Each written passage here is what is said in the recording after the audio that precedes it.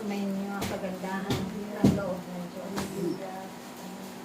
Dahil ito naman, ang ibig niya na tayo'y tipunin sa dakong ito. Ito man ay kanya na ring tahanan.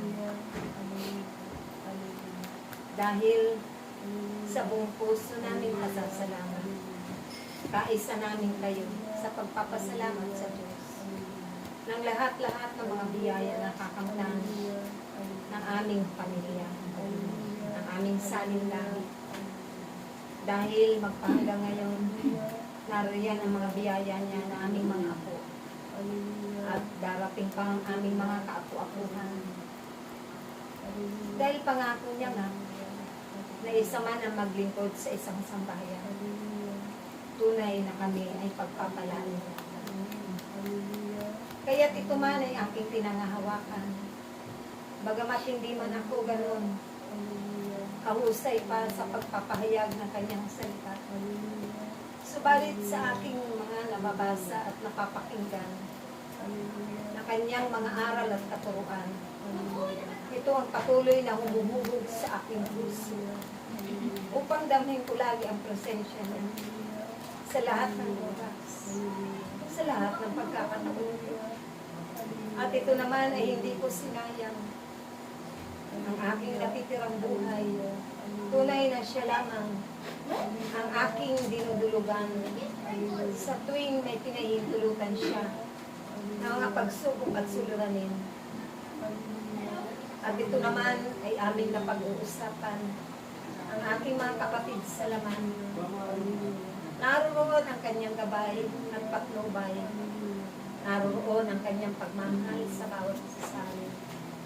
At kami naman ay nagmamahalan ng tunay sa pamamagitan ng aming mga natutunan na aral ng Diyos.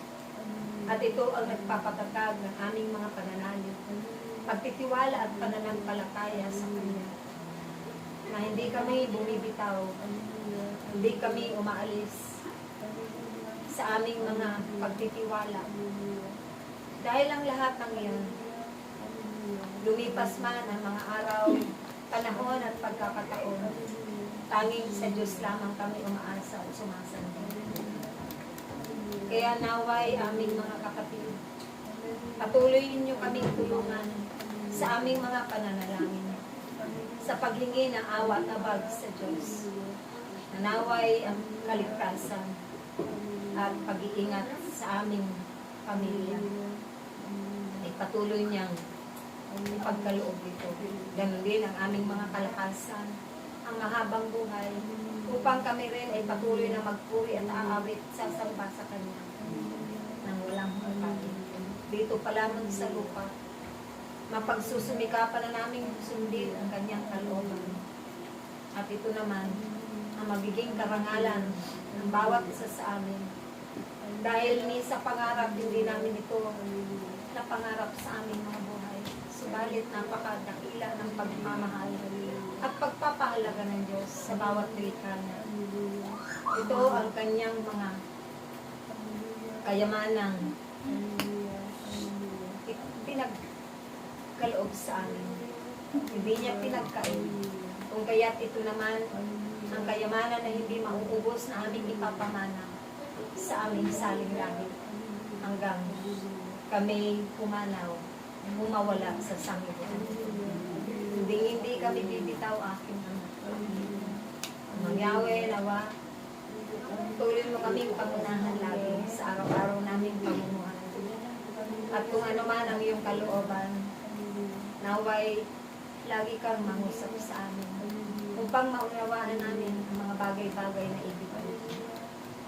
Na ibig mo ipagalap din sa amin at ganapin namin para sa iyo. Sa pamamagitan din ng aming mga kapwa. At yan nawa ay lagi naming masunod sa Panginoon. Amen. Amen. Praise Yahweh. Praise Yahweh.